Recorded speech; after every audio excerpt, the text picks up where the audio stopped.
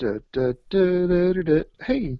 Da, da, da, da, da, da, da, da. Hey. Da, da, da, da.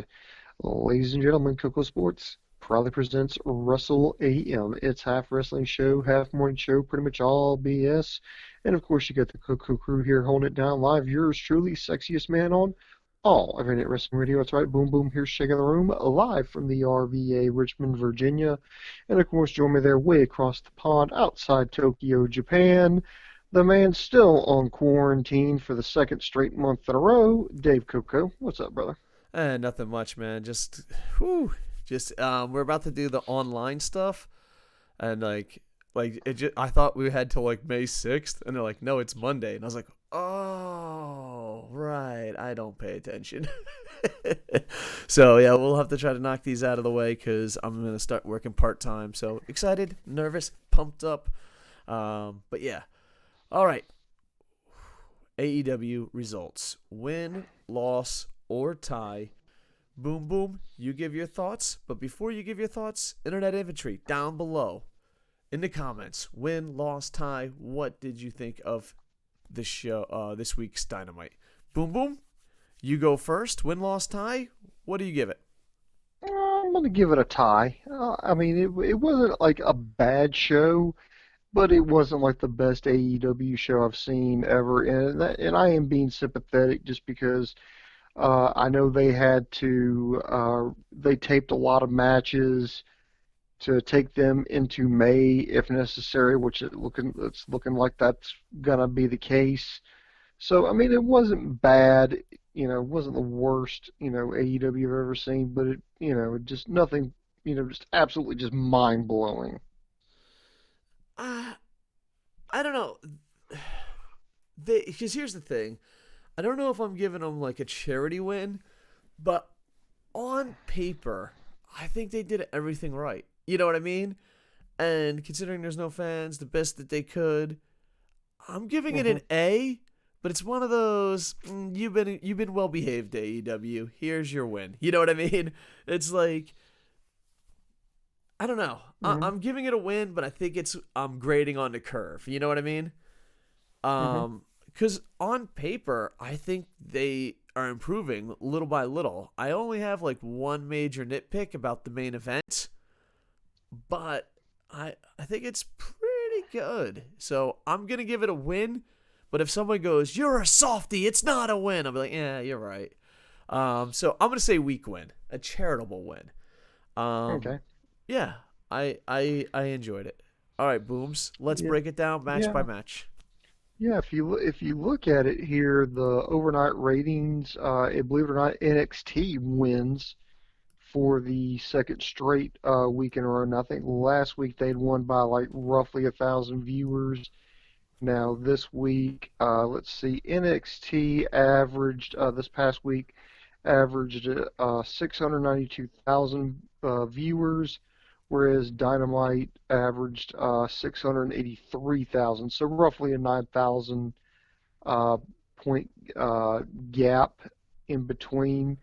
It should be noted that NXT, won in like the key demographics, but you could tell that that the pandemic's finally starting to take its toll on All Elite Wrestling. You had Dynamite aired, tape content plus a main event that was filmed like I think what 2, 3 weeks ago in advance, whereas NXT went live. So I think maybe that last factor right there played a big role in NXT getting the win. Yeah, and there's three things about that, if I could. One, at least WWE employees will be taken care of for all their hard work. That's another show. Second is I am really concerned what WWE and pro wrestling have been going after for years is the casual fans. And Hmm. I granted everyone's watching news, but there's not much new entertainment out. I mean, the Tiger King has become a phenom, but I think it's only a phenom because you have nothing else to do. I think the ratings being as low as they are with no new content, competing against, proves that there are no casual pro wrestling fans. You know what I mean? Like, there's no one you can Yeah, possibly pick up. yeah, You ruined this profession into the ground. I mean, I don't know about you, but I look forward. AEW is pretty much the only thing that I schedule to watch. Well, I've got to watch AEW. And I think with these ratings getting lower and lower, I mean, I don't know about you, but this might be a slap in the face to Boom Boom. How much epic news could you possibly watch? Like everyone's like, it's the news, it's the news, it's the news. Boom Boom, you're a lot smarter than me and pay attention to things. Are news hmm ratings, not just your station, we don't want to pick on you too much, but in general, are news ratings going up? Uh, I think we got a note from our station manager a few weeks ago saying that our ratings are ticking up, a little bit during this. I know ratings on the shows that I do, that I've checked, are about the same, maybe just when I say like a touch higher, I'm not talking like a point higher, like like a, tenth of a tenth or 2/10 of a point, a little bit higher than probably normal, but of course that's just the stuff that I do personally. But overall, yeah, I think we've seen a little bit of a, nothing to really write home about, but we've seen a viewership tick up just a little bit there. Yeah, but all I'm saying is that, like, you have video games that you compete against. You have Netflix. But people would rather hmm see a bunch of psychopaths with tigers than the product that we're delivering. And I'm not making fun of the Tiger King. I'm definitely making fun of pro wrestling. Yeah, you It's know when, like well, Coco, I am shocked that these ratings are not going up. And this is for the whole shebang. 90% of the world is trapped in their house, and they're not even bothered turning on the only thing that's new. Pro wrestling has been, because of it being thrown in the mud. Pro wrestling literally has now become spam email on television. It's new, but am I gonna watch it? um, I think maybe part of the reason for that is they know. I mean, it's just not the same. I mean, it's just weird when they come out. NXT, they come out to absolute just dead silence. WWE did have like the standard camera angle set up, and then they finally moved the hard camera to where it was facing the entrance ramp where the Titantron is. Can I? Can I? To try to. I'm not one to make fun of WWE. You know me. hmm I'm like, oh, I'm hmm classy. I won't throw fucking jabs at them all fucking day. hmm Every fucking indie company in the world would have figured that out in 10 seconds. Every indie company in the world would have figured that out. They are so fucking out of the loop of reality. It's not even funny. All right, I'm done throwing jabs at WWE because I'm a classy guy, and WWE hmm fans are bitches that will cry. Yeah. Go But ahead, Boobs. and I just think it's just because, people are distracted with other things right now. The product's not quite the same. I think you're going to see those numbers go up once this whole thing blows over, because then they'll know, okay, there'll be a crowd there. They're actually going to start doing some stuff that really, really counts. It's going to be live. It's going to be exciting. There's going to be something to get behind, and because if you're yeah, you may be stuck at home, but if you're drawing unemployment right now and you don't know if you're going to have a job to go back to when the quarantine ends. I mean, that weighs pretty heavy on your mind. It's kind of hard to enjoy things. So I can maybe sympathize why maybe fans are, not enjoying it like you think they might. And we're just gonna have to get through this together. And as far as the casual fan argument, and this is another thing. And this is not just in pro wrestling. This isn't anything. When a casual fan of anything, like, oh, we're gonna do this because we need to get the casual fans involved. And I'm like, well, if you can't get your hardcore fans excited about it, how do you expect anybody else to be excited about it? Yeah, exactly. And yeah. All right. Okay, We got that, enough on a that, tangent. That just never happened. That's the first time it's ever happened that on Coco no, Sports. no, never happened on the show ever before. I think the only thing that made it different is I participated in it this time. All right. Let's break down AEW. That's why we're getting paid the big bucks. Go ahead. Yes. We started with the Jake Roberts promo, putting over Lance Archer in the tournament, talking about how he got exiled from the U.S., was forced to go to Japan. He dominated, now he's back, and now he's just practically an animal here. And then of course we start with the I think the semifinal, or no, quarterfinals with the TNT Championship tournament. We have Lance Archer versus Colt Cabana. They had Colt Cabana. He talked about his career. He talked about being undefeated in all elite wrestling. Talking about proving himself. So these two tied it up, and they actually had a really good match here. They went a little over 2 minutes now for Colt Cabana. He played a little bit of the hits there. I like that when it's like he's gonna miss like the splash, but he does like the little bunny hop and still manages to hit the splash. I love him just kind of messing around with Archer a little bit. Archer looking absolutely vicious. And by the way, guys, his move there when he hits you, coming off when he throws you off the ropes and he comes off the ropes in the opposite direction and smacks you. You want to call it the pounce. You want to call it no. It's called the derailer. Just point that out for Jericho and Shivani, with all due respect. Um, I loved his flying splashes in the corner.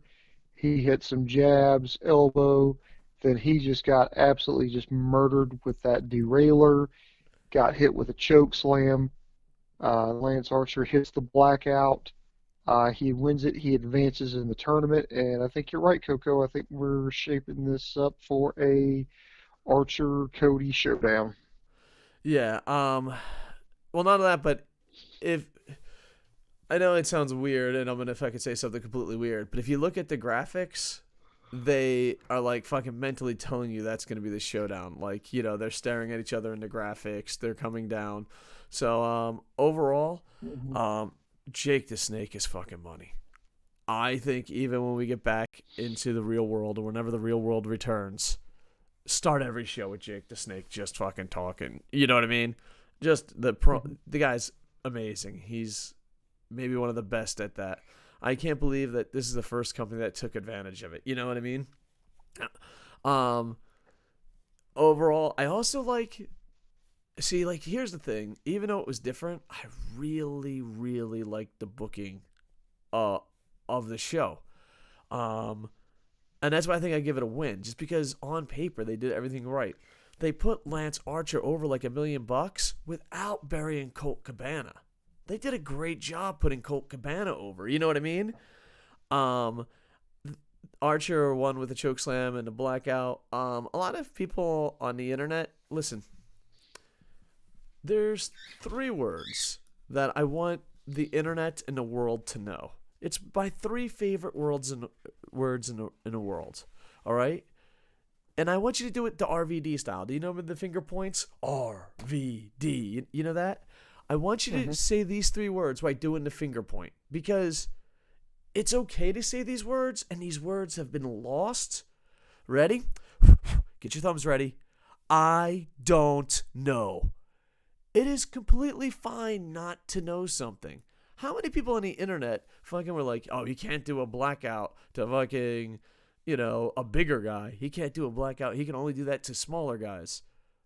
It's like, it's okay to say, I don't know. Or it's okay to spend 5 seconds, 10 seconds, 10 minutes, a minute to like do a Google search or a YouTube search. You know what I mean? I don't know. I Mm-hmm. just think today's like this match reminded me of that, because like I just saw like tons of people on social media like, he can't do that to a bigger guy, and I'm like, what? Just say I don't know, man. The world needs to say I don't know more. That's what I'm saying. Can we bring back I don't know? You know how someone brought sexy back? I think that was Boom Boom. Boom Boom brought the sexy back. I want to bring the I don't know back. It's okay to say I don't know. Overall, I love the story, love the booking, love the promo, love everything about this, and I love the fact that Lance Archer got over, not at the expense of Colt Cabana. They still made Colt Cabana strong. I thought this was amazing. I enjoyed the match, and I love the fact that the TNT Championship seems to be very important to the wrestlers. And number one rule of pro wrestling, number one rule of booking, number one rule for wrestlers, talent, and everyone. If you think it's important, eventually the fans will think it's important.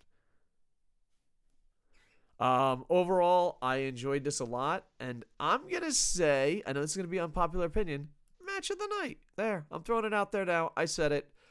All right, fucking hashtag fucking Coco's wrong. I think this is match of the night. All right, Booms, hot tag to you, sir. All right. After that, we got a promo from Britt Baker in a dentist office talking about why she's talk about the rules of being a role model. It's like rule number one, she plays by the rules, why her opponents break the rules. She's the face of the division, and of course that led to a match. We had Britt Baker versus Cassandra Golden. Uh, Not much to say about it. They tied it up. She hit a super kick. She put Golden's mouth on the bottom rope, kicked it. Eventually got the pin while Golden was clutching at her mouth. So big rebound win. Like I said, it was like a squash match. This thing was just over a minute. So I like Golden's look. I mean, she had a good smile. I liked the way her hair was, but she was just there to make Baker look good. Baker looked great. Got a good rebound win. So not much more I could say about it other than it was a squash match. Oh, not so Coco? fast. Not so fast, my fellow friends. Mm-hmm. A, the promo is great. B, the Band-Aid is great. C, her being a heel is a zillion times better than her not being. B, I think they recorded these matches out of order. I think the bloody nose happened after this because the way they interact at ringside seems weird, and why wouldn't she wear a Band-Aid to the ring? I think some whippity-woppity-doo is happening. With that said, with them switching matches, I could be wrong. Either they're switching matches around, which 98% of the chance is what's happening, or they don't know how to fucking sell a storyline at all. Now, with that said, promo was amazing. Match. Wow. How do you fuck up a squash match? You did it. And here's the thing. A lot of people are going to point the finger at Golden. Yeah, she did a horrible job selling in the corner. But, Jesus fucking Christ, Britt Baker. The girl is fucking 9 feet taller than you. Fucking show some goddamn speed. All right, first off, the kick to the knee. Okay, well, why are we waiting? Why are we delaying this? All it looked fake. And people are like, oh, don't use the F word. This lady just kicked someone in the knee and just sat there and watched her for 10 minutes. It was awkward. Then the great fucking super kick or spinning kick or whatever, fucking the second kick was amazing. And then she goes outside and poses in the ring. Okay, that's in character. But then you have this big girl, but like, dude, are you fucking for real? I have to fucking sell for you? And then you kick something where the ref, like, I'm going to say it. Booms, I'm going to say it. The worst squash match in squash match history. Definitely the worst match of the night. It was fucking stupid. Like, how do you fuck up a squash match? Congratulations, AEW, you did it. The referee fucked up. The talent fucked up. The selling fucked up. I don't know, man. It's one of those things like, what? What? I'm going to say it. Worst match of the night, worst squash match of all time. It was just like, how the fuck do you fuck this up? Kick her in the knee, kick her in the face, pose, have her stay on the fucking ground, then fucking drag her over, smash her on the fucking thing, have the referee react to that. 1, 2, 3. That was, what? It was by far the worst squash match ever. Ever. That's it. I'm done, Boom Boom. I'm done. You didn't expect me to get so fucking riled up. But I was fucking a little riled up, buddy. A little riled up. Yeah. Worst squash match ever. Yeah, this is what I never know about you, Coco.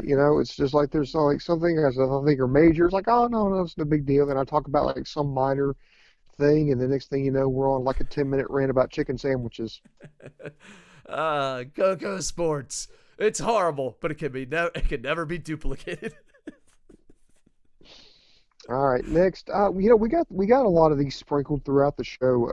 Is people talking about the main event? Moxley, Hager. You had people, talking about who's going to win, who they think's going to win, and why. So you had Ron Funches picking Moxley. You had Mike Goldberg picking Hager to win. Ariel Hawani. I don't know if you already said him. Yeah, no, I haven't. I mean, it got sprinkled throughout. They had another thing that made me laugh. It was the Bubbly Bunch. Yeah. They kept promoting that, and Jericho put two of his dogs in there. The whole inner circle was looking around in the boxes. That actually made me legit laugh. They did a video hangout call. I think it was like a Zoom or something, but they had Ortiz there with his stuffed animals, Sammy Guevara working out, Hager by his pool, and I thought this was just fucking hilarious. There, he's chilling out by his pool. His kids are there, and he's like, you know what? And he looks over and goes, "Earmuffs, kids," and they put their heads, their hands over there. I'm gonna beat the shit out of John Moxley. Yeah. And I legitimately just laughed on that when Jericho sitting there fixing breakfast. He's tossing I love that he around messed up eggs. the orange juice. It was He such a spilled nice some touch. orange juice. But Um, I love that. yeah. I think when all is said and done, we should keep stuff like the Bubbly Bunch, but we should definitely keep those interviews. I really liked those interviews. They were just like, oh, yeah, this guy's going to beat this guy, and this is why. Now, granted, some of them were ridiculous. Whoever that comedian was, Jesus. Mm-hmm. Jesus. But some of them were awesome. I liked seeing Yeah. Errol By the way, Hawani. when did I'm not an MMA guy, but when did Mike Goldberg go to Bellator? Oh, that's been a while now. Okay, because there's like people like face palm right, like, you son of a bitch, he's been there for 10 fucking years. You're just now catching on. I have no idea. Yeah. He hasn't been there for 10 years, but yeah. I like Bellator. Bellator doesn't get enough love from us or from the world. Let's show Bellator some more love. I love the pickup and I love the Bubbly Bunch. Like, these are two things that I think they're needing to fill time, but once Mm-hmm. the world gets back to normal, I think these are two things that should stay. And Jericho, maybe not the best at commentary, but dude, he is the greatest human being of all time. Every fucking time. Dude, every time he messes up a word, it's fucking funny. You know what I mean? So, yeah. I love Jericho on commentary, even though he's not the best. Larry likes him too. That's my bird Larry in the Yes. background. Yeah, that squeaking here in the background, that is Coco's bird, Larry. Larry Bird. He's like, what is it, cockatoo or cockatiel? Cockatiel. Yeah. Cockatiel. Yeah, he looks like Pikachu is what your bird looks like. Yeah. He's a little Pikachu. But he likes Hmm. being part of the spotlight. You're like, on Twitch, he's even way worse. I don't know. He never. It's so funny. He like knows when I'm talking to someone else, because if I'm just talking, doing like a Coco's Corner or Stumped Idiot by myself, he won't. But as soon as he's like, wait, there's someone else he's talking to, I need to be knowing I'm here. On Twitch, it's ridiculous. We have a command that says, "Shut up, Larry." You're a good bird, Larry. Don't let the internet bully you. Yeah. I hope these segments stay. All right, Booms, back to you. All right, next match we have Sammy Guevara taking on Sugar Dunkington, who Jericho called Pineapple Pete last week. This was actually not too bad. You had Sugar D. He managed to get some offense in there. He hits the Lucha arm drag. Uh, Sammy Guevara took over. Uh, Sugar almost got him with a quick cradle there, cut him off. He delivered some chops there, but Sammy just clocked him with his knee strike, and then him with a go to sleep or a variation of the go to sleep for the win. So probably just under 6 minutes there, Sammy Guevara get the win. Um, you see Guevara get his record padded. You see it like a rookie, like a guy on the independent scene get some TV time. So not bad. Yeah, definitely. Coco. Sorry, sir. I had 12 things going on at once. Go ahead. Yeah, I was gonna say just Coco. I'm just gonna tag over to you. Okay. Yeah. I like Suge D, whatever. I've seen him on the Indies before, and I'm glad he's finally making it. Love Jericho's fucking promo of him on Sammy. It's just effing hilarious. Bear Friend's the casual of casuals. We had $500 seats at Wrestle Kingdom, and she fell asleep. That's how casual she is, and she finds Chris Jericho to be fucking hilarious. Just the way he messes up words, tells stories. It's just he's really good at doing color. And this match I thought was great. I enjoyed it a lot. I'm a big fan of Sammy Guevara, and I love the fact that he hustled the way you're supposed to hustle, and he just proved all the old fucking trainers wrong. If your trainer says that you should not be, and this is a shot, a lot of people are like, oh, is this a shot towards LK? No, it's a shot towards everybody. LK just happens to used to work here. If you fucking listen to that advice, you're a fucking idiot. You're a fucking moron. Sammy Guevara, I enjoy with all my fucking heart. I enjoyed this match. It was super entertaining. I just thought the promo at the end seemed a tad bit off, but not enough to fucking knock it or complain about it. So, yeah, overall, I enjoyed it a lot. And man, poor, poor Suge D at the end with those kicks. I know those kicks hurt, but they looked awkward as fuck. You know what I mean? Like, bro, stop Hmm. kicking me in the head.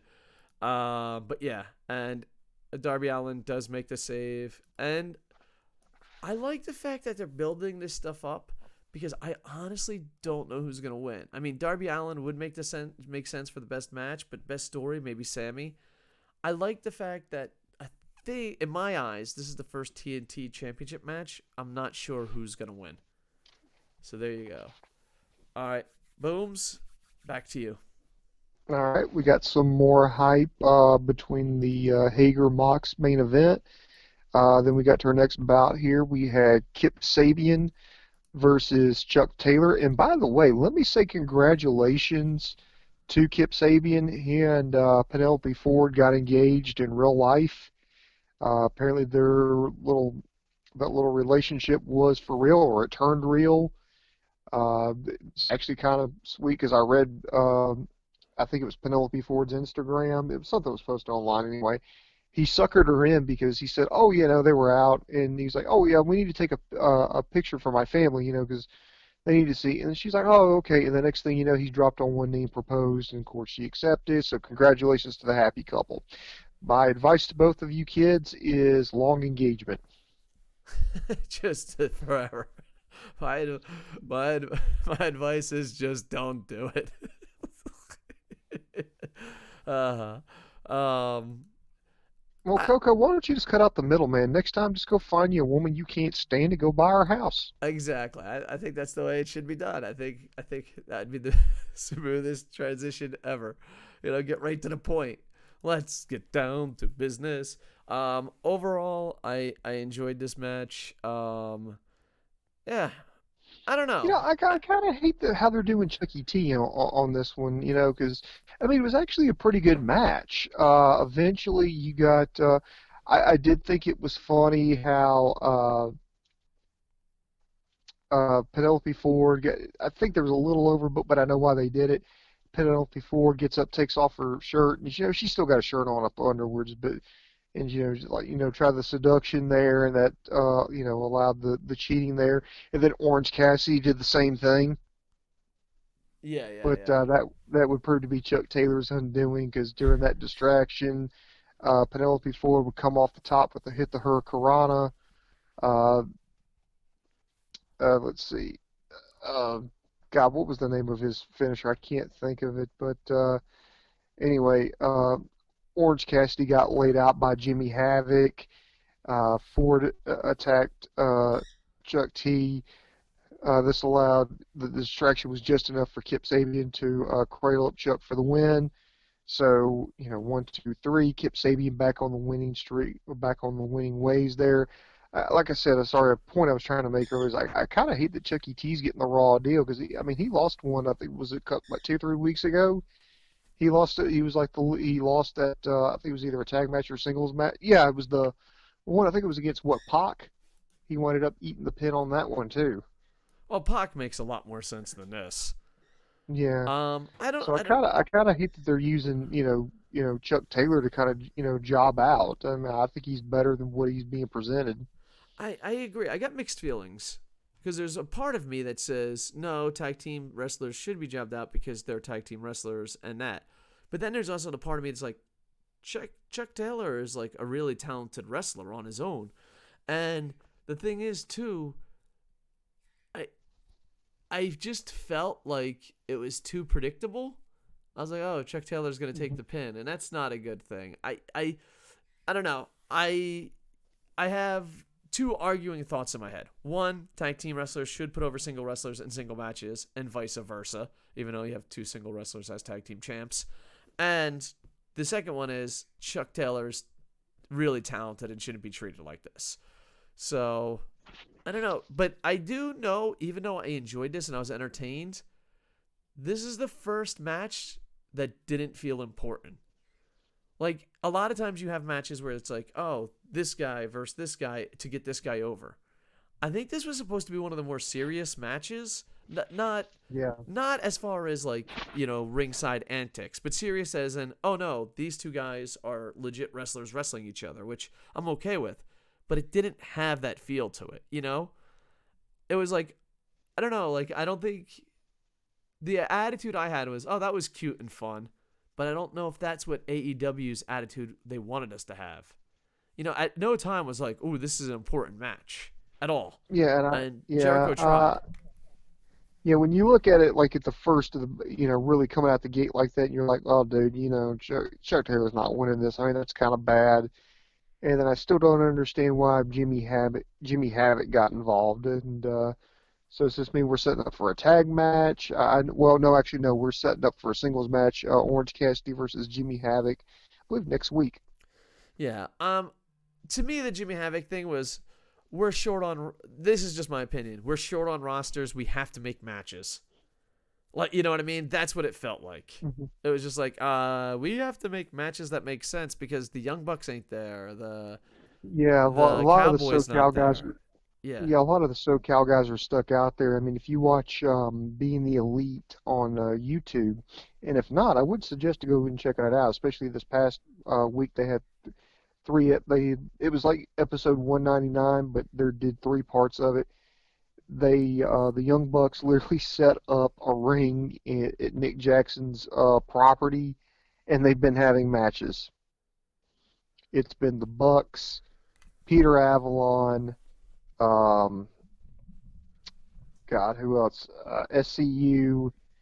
They got a couple of jobbers, high risk, and got what's his name? Brandon Cutler. He's out there. Rick Knox. He's out there refereeing.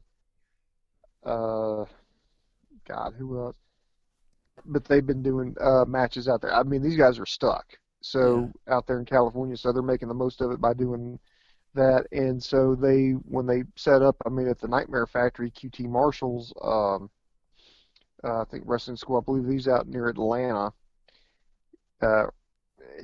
They just went ahead and figured, well, just in case if we get shut down or we need to go, do all these matches. So they did the best they could with the people that they had, and I guess they filled in the gap with independent guys who were in the area, or maybe just trainees with QT Marshall. Yeah, and I think that's a good thing. And B, it helps get their talent over that's got there. But Booms, some people say I don't knock AEW enough, but I'm a grumpy old man. That segment that you just did, that piece you did, needs to be on television. They are so bad for a company that was built on social media. They are so bad at mentioning their social media. As a TV viewer, you're like, oh, well, the Young Bucks don't care about their company. That's what you think as a TV viewer. Mm-hmm. Why don't they mention what is going, like, not just in passing too? I know they pre-recorded everything, but still in passing, just a quick update. You know what I mean? Like, hey, this is what's going on around social media. Yeah, like, for a company that is driven by social media and built on social media, they are horrible at using it. I mean, you might shit on WWE all day. I do. They know how to promote their fucking social media, though. They have to get better at that. I know that a lot of this stuff has already been recorded, and they're too lazy to fucking put in, updates. But just Tony Schiavone, Jim Ross on a green screen. This happened. Oh, this is why he can't make. You know what I mean? Like an example, no one on a TV show ever explained why there is not a parking lot fight. And granted, as an audience, we like, oh, we fucking know because of what's going on in the world. But that's just fucking lazy. Get a goddamn green screen. Get a map. Get a picture of the map of the world. Who cares? Get a fucking white wall. Have someone come out and be like, this is. You know what I mean? Mm-hmm. Hell, I mean, I think AEW does everything better. This is something that WWE does way better. And here's the problem with that: it doesn't cost money. If the number one company in the world that all they give a fuck about is money is beating you with something that is free, you are doing something wrong. All right, Booms, back to you. Let's see, next here in the squash match, we had Shawn Spears versus Justin Law. Not much to it. I don't mean to body shame people, but I am completely out of shape. And watching Justin Law come out, I'm like, I don't have to go to the gym just yet. I mean, what the fuck was that? Oh, brother. Yes, put the carrots away, Koco. You're still good. Yeah, exactly. I'm glad that Shawn Spears is getting over with squash matches, but there's not much to say besides that. Unless you want to say something more. Nah, I mean he won with the C4. That's his version of the Death Valley Driver. Next week we get the hype up for the next matches. We have Orange Cassidy versus Jimmy Havoc, Darby Allin versus Sammy Guevara, and Kip Sabian. Kip Sabian versus Dustin Rhodes, and Kenny Omega is going to be in action. Yeah. I don't know. This is. I don't mean to pick on Kip Sabian, but I'm just gonna say it because I've had this feeling like 3 times in a row. I'm just like, maybe I'm wrong. I do not give a fuck about this wrestler at all. At all. At all. I like the guy. I like him. I don't know. I don't know why he grinds my gears. I don't know. I can't put my finger on it. I give 2 fucks. I can give literally no fucks about this wrestler. And I hope that changes because I'm sure there's someone out there that's in charge of Kip Sabian's Twitter account. But I literally don't give a fuck. Like, I'm just like, dude, Dustin beat him. You know what I mean? Mm-hmm. Like, and it's not even a heel. It's not heel heat. It's not go away heat. It's just don't give a fuck at the highest level. You know what I mean? Because like a lot of people when what shitty pro wrestlers do? It's heel heat. It's X-Pac heat. It's go away heat. He has 0 heat. He has 0 pop. It's just I've never given a fuck about a person less than I've given a fuck about Kip Sabian. Oh, dude, maybe I'd have some life in me if I even fucking hated the guy. I just don't care. You can literally put Kip Sabian with anyone. A random fucking dude off the street, and I swear to Christ I would not notice. I would not notice. Is it too harsh? Am I being too mean? Well, yeah, but that goes... Yeah. All right. Sorry, Kip Sabian fans. Maybe one day my mind will be changed, but right now, I just don't care. I like him. I think he's very good, especially for where he's at in his career. I think he's doing a fantastic job. I expect to see a lot of... I'm not saying he's going to main event, AEW pay-per-views anytime soon, but I think he's got a pretty good career ahead of him. All right. I just want to feel again, Boom Booms, and Kip Sabian doesn't make me feel anything. Well, maybe you should go to the gym. Maybe. But I was about to go to the gym until I saw Justin Law. That's the meanest joke I've probably said in a while, but it's 100% true. It's like, no, I'm good. Yeah, I'm good. Holy shit, Justin Law, man. Wow. I don't know, man. Right, I hate body shaming because I lose weight and gain weight. Like, dude, my book is coming out, Luck of the Orphan, cheap plug. and I put a bunch of photos up, and they're like, "Oh, dude, why are you getting so?" He's like, "Use it in this time frame. Use it within 2 years." And I was like, "Oh, that was within 2 years." And they're like, "Dude, how did you get this fat and this skinny within 2 years?" And I'm like, "I do that." that's Yeah, I can tell you that's my exactly how special he did power. it. Coco got divorced, and then he went on a diet of eating nothing but carrots and sadness. It's true. And he did a lot of working out. Then he met Bear Friend. He got happy. They started eating a lot. She started like making snacks for him, and then he slacked off at the gym. So if she breaks up with him, then well, he's going to go grab a bag of carrot sticks, and well, the vicious cycle is going to repeat all over again. He's going to eat the carrots, and he's going to cry because he's hungry, and then he's going to go lift weights so he can forget about things. And It's then tr- he's going to meet somebody, and then he's like, oh, well, this isn't so bad. Life is good. Maybe I should enjoy life. Yes, I think I will have that extra scoop of ice cream, and then, but we're back to where we started. you know what, Booms? I am 100% man enough to blame the people in my life that I love for this. I have to hit the gym. I don't want to. I don't want to be Justin Law. I don't mean to pick on Justin Law. Like I feel like an asshole, and I know like in the Twitterverse you're not supposed to make fun of people, but oh man, Well, what else is the internet for? I don't know. Nowadays, like you're supposed to like be hypocritical and make fun of them and like find something that offends you. Like you can't make fun of someone or something. You have to make fun of something they did, and like you're Mhm. not even making fun of them. You're just attacking. You know what I mean? Like you're like, ah, that guy's fat. Like he's fucking fired. Fucking get rid of him, brah. I think that's today's comedy. I could be wrong. I'm old. I don't understand the youngins. I just know that for someone that wants the world to be perfect, a generation, they are very unforgiving. This old man moment brought to you by Grandpa Koco. GrandpaKoco.com. I can't wait to see Kenny Omega, though. I'm super pumped up and excited. All right. Ready for the main event, sir? Yep, main event time. We had John Moxley defending the AEW World Heavyweight Championship against the Big Hurt, Jake Hager.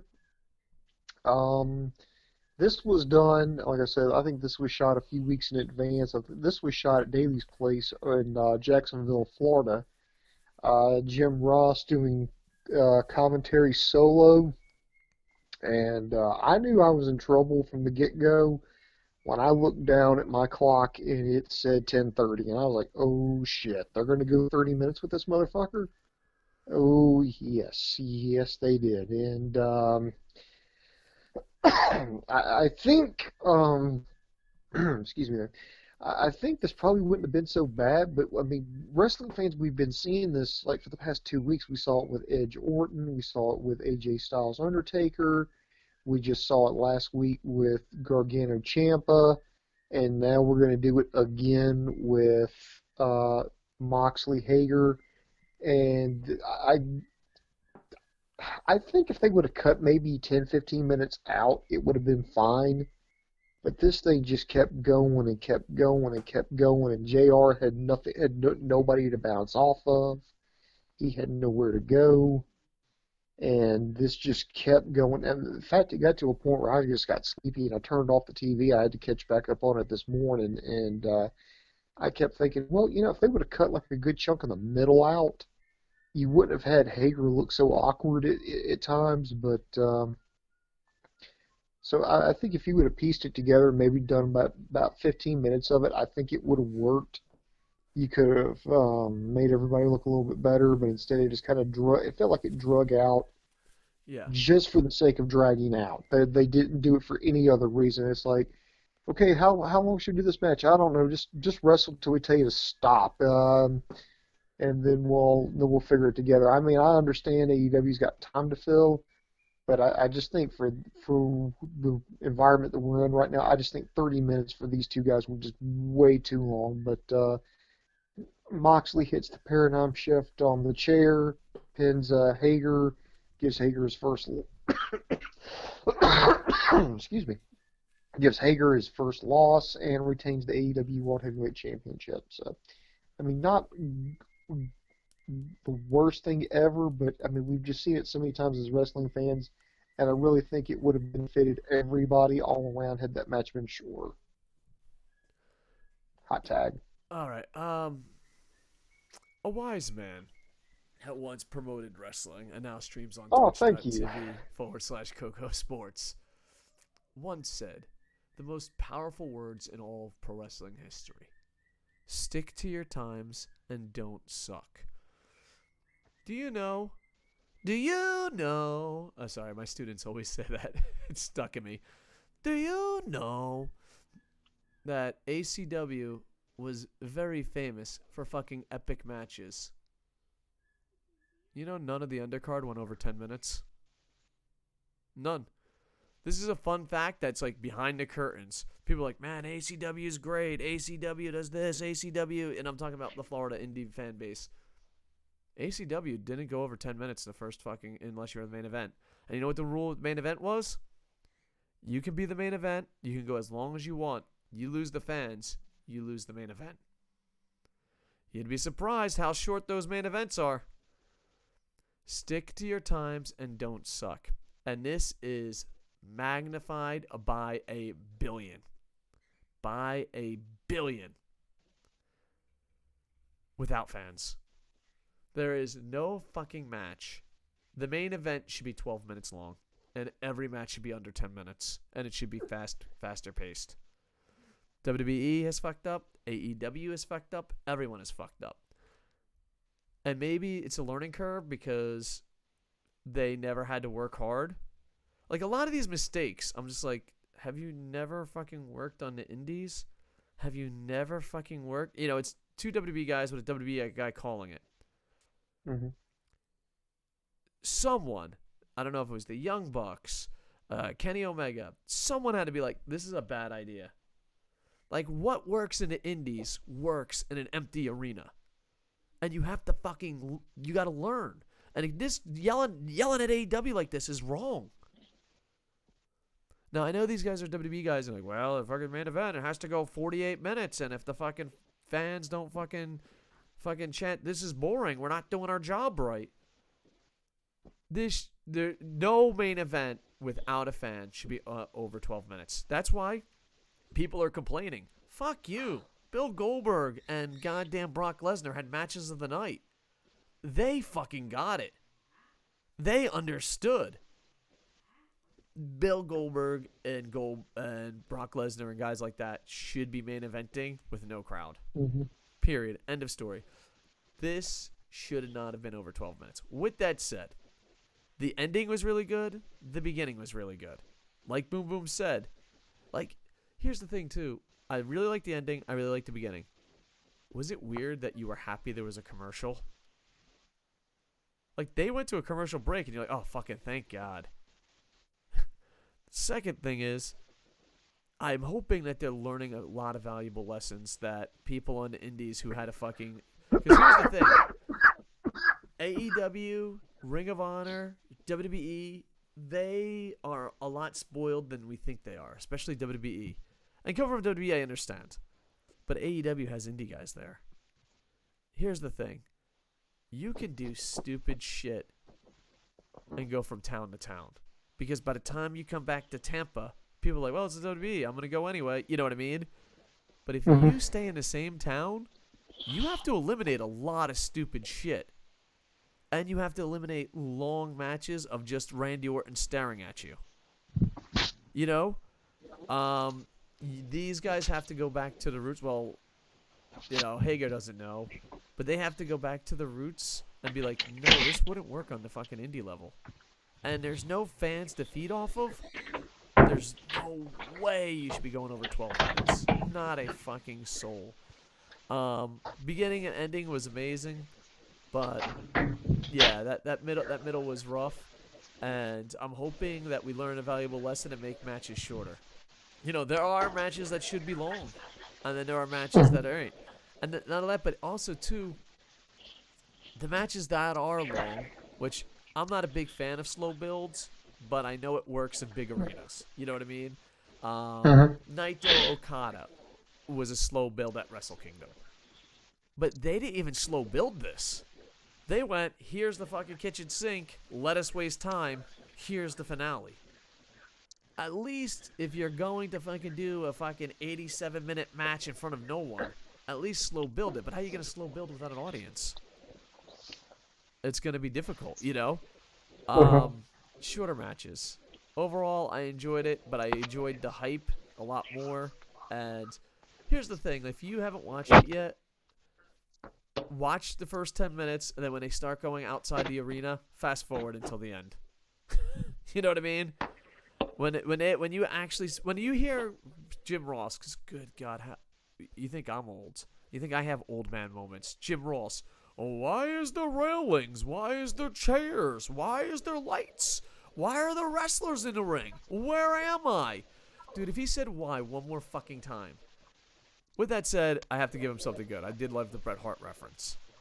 Why is there chairs? It's a sporting arena.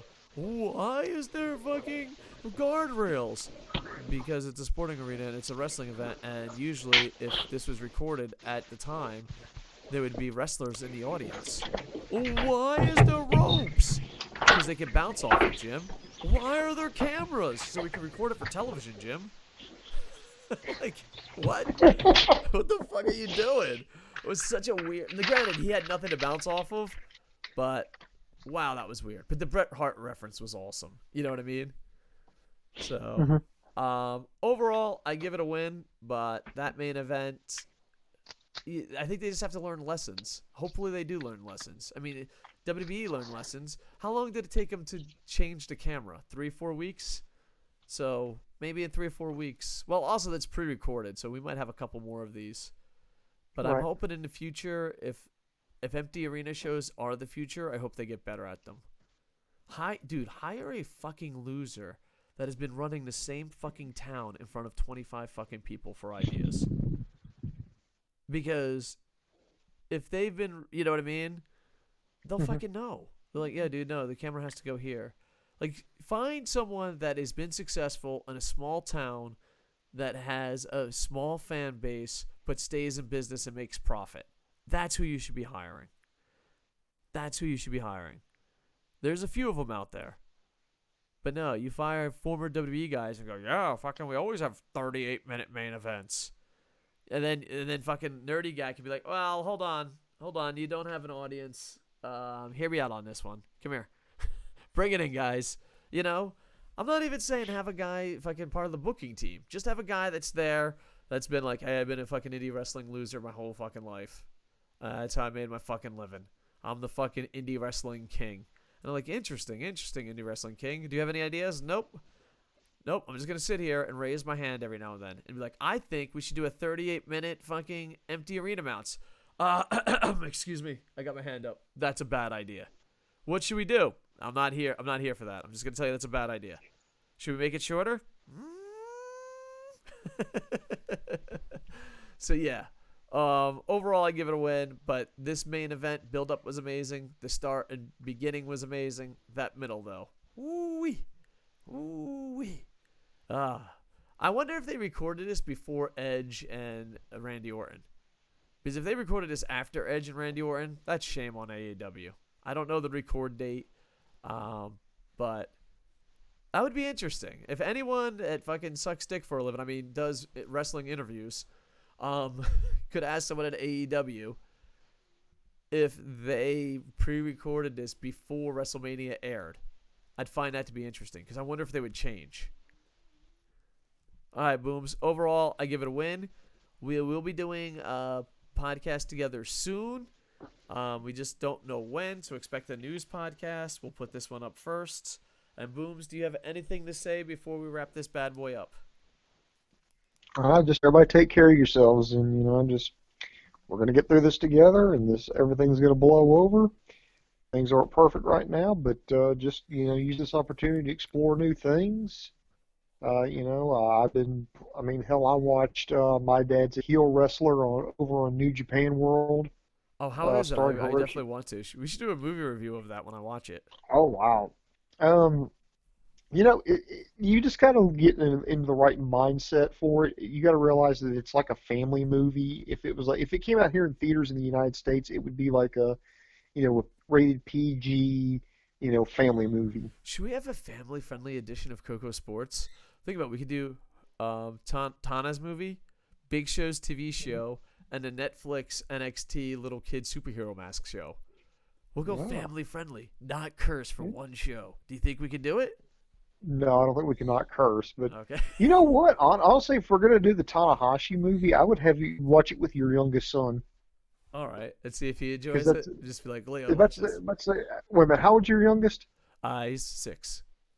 Yeah, he would be about the demographic for this. So yeah, that'd be perfect. All right. All right. We'll watch it. We'll watch it with him. But I don't know. Down in the comments, would it be wrong for us to do a family-friendly show?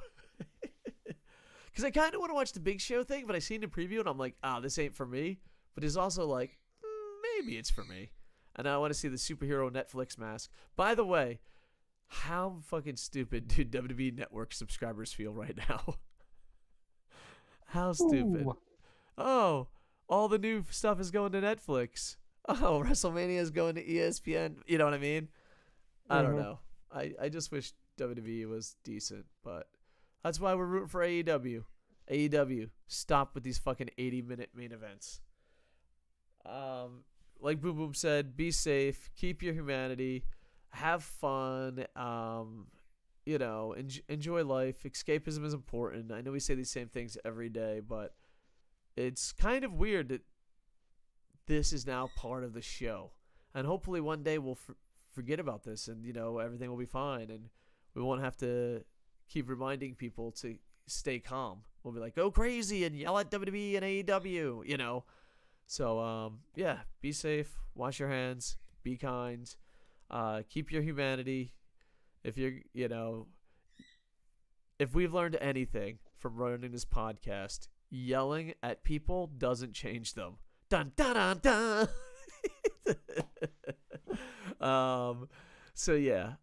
Have fun. Check me out on twitch.tv, KocoSports. I stream a lot of sports. Operation Freak Show is on Amazon, but pre-order Lucky the Orphan. It's a young adult novel, so it's easy to read. It's not as dark. My publishers and editors kept smacking me in the face every time I was like, all right, what if we put this dark scenario? And they're like, no, it's beautiful, colorful, and lively. And I'm like, okay, fine, beautiful, lovely, colorful. Please pre-order Lucky the Orphan. It would mean a lot to me. Love you guys. I have so much to plug, but I have to make a website where it's just Coco plugs. But yeah, Booms, I love you with all my heart. Internet Inventory, much love. Booms, I'll probably see you in 2 minutes. Internet Inventory, I'll probably see you in a couple hours. With that, I am over. Hey, ba-dum, bum, bum.